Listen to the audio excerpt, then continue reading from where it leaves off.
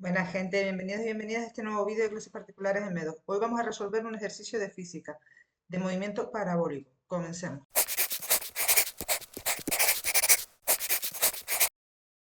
Bien, aquí tenemos nuestro enunciado. Es un ejercicio clásico. Un arquero que realizando el máximo esfuerzo es capaz de impulsar una flecha a una velocidad inicial de 80 metros por segundo. Si dispara con un ángulo de 30 grados, determine. Y bueno, pues aquí nos preguntan que, suponiendo que hay un promontorio, hemos dibujado aquí la trayectoria parabólica de lo que tendría la flecha y vamos a poner en el esquemita lo que nos están diciendo. Para empezar, perdón, sí, antes que los apartados. Los datos. La velocidad inicial de este lanzamiento parabólico. Pues la flecha sale disparada a 80 metros partido por segundo. Y se dispara con un ángulo de 30 grados.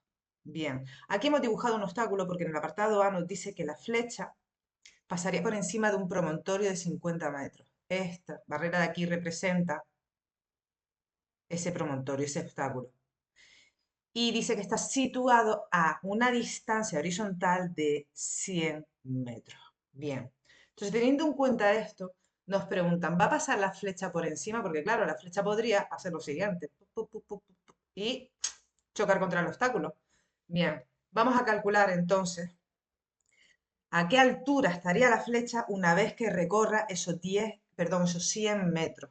Entonces, para eso tenemos nuestras formulitas que ya sabemos, o deberíamos de saber, que en el eje X tenemos un movimiento, siempre en el lanzamiento parabólico, en el eje X tenemos un movimiento rectilíneo uniforme, no hay aceleración en X, pero en Y sí que se ve afectado por la aceleración de la gravedad. Entonces, vamos a tener dos tipos de movimientos en el lanzamiento parabólico, uno para el eje X y otro para el eje Y. Como veis, tenemos velocidad inicial y también velocidad inicial X. Así que vamos a hacerlo ya, la velocidad inicial la vamos a tener que descomponer en su componente X y en su componente Y.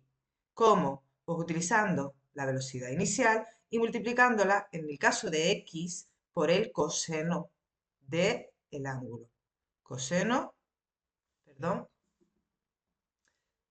sería coseno de alfa, en este caso si sustituimos sería 80 metros por segundo iniciales, 80 por coseno de 30, que es el ángulo. Y esto nota que en el eje X la velocidad es de 69,28 metros partidos por segundo. Y en el eje Y, pues será también la velocidad inicial, pero multiplicada por el seno del ángulo, es decir, 80 por el seno de 30 y nos da que la velocidad en el eje Y es la velocidad inicial, 40 metros por segundo. Bien, esta velocidad inicial en X va a ser constante porque es un movimiento rectilíneo uniforme, no tiene aceleración, así que la velocidad final en X será la misma que la inicial, pero la Y no, va a ir variando durante la trayectoria.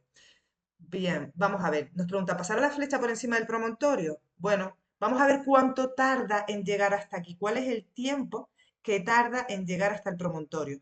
Porque si calculo el tiempo que tarda en llegar a él, puedo calcular después la altura con la que llega al promontorio. Y si es menor que 50, no lo supera. Y si es mayor que 50, sí. Bien, hagámoslo. Tengamos en cuenta que primero vamos a tener que calcular el tiempo en recorrer esos 100 metros. Me voy a la fórmula de X y digo que X es igual a la posición inicial, o sea, la posición final será igual a la posición inicial más la velocidad inicial, pero de componente X por el tiempo. Sustituyo, la posición final sería 100, partiendo de la posición inicial 0, a una velocidad de componente X de 69,28 por T. Yo quiero este tiempo, el tiempo que tarda en pasar de la posición 0 a la posición 100. Si despejo, me sale que lo que tengo que hacer es dividir 100 entre 69,28. Eso es el valor de T. Y esto me da que el tiempo que tarda en llegar a recorrer esta distancia horizontal es de 1,44 segundos. Ese tiempo lo voy a utilizar en esta segunda parte, en la que voy a utilizar la posición en vertical, en Y, la altura en Y, es igual a la altura inicial en Y, más la velocidad, componente Y también, por el tiempo, en este caso vamos a poner ya directamente menos Un medio, ¿por qué menos? Porque es la gravedad, la aceleración. La gravedad siempre va hacia abajo. Menos un medio de 9,8 por t al cuadrado. Vamos a ver, la altura, queremos calcular qué altura lleva cuando ha recorrido esos cuando han transcurrido esos 1,44 segundos, porque en ese momento habrá recorrido la distancia de 100 metros, lo acabamos de ver en esta parte 1 del apartado. Bien, vamos a sustituir. No sé qué altura llevarás, lo que quiero averiguar, perdón. Esta altura es la que quiero averiguar. Sé que parte de una altura inicial 0 y voy a sustituir la velocidad inicial, pero de componente i, que era 40, por el tiempo que tarda en llegar a esa altura que quiero obtener, que es 1,44, menos, y ahora voy a dividir 9,8 entre 2, así voy simplificando un poco ya los cálculos, que es 4,9 t, perdón, el tiempo nos ha faltado sustituirlo, el tiempo que es, pues por 1,44 al cuadrado. Resuelvo esta operación y me da que esa altura, la altura que alcanza cuando ha transcurrido el tiempo de 1,44 segundos, que es lo que ha necesitado para recorrer 100 metros, para llegar hasta aquí en horizontal, la altura que ha alcanzado en horizontal es de 40, perdón, en vertical es de 47,39 metros. Bien, entonces, ¿qué concluimos de aquí? Pues si la posición es de 47,39 y el obstáculo es de 50 metros, perdón, aquí, de 50, ¿quién es mayor? El obstáculo, ¿no? Por lo tanto, no supera nuestro obstáculo.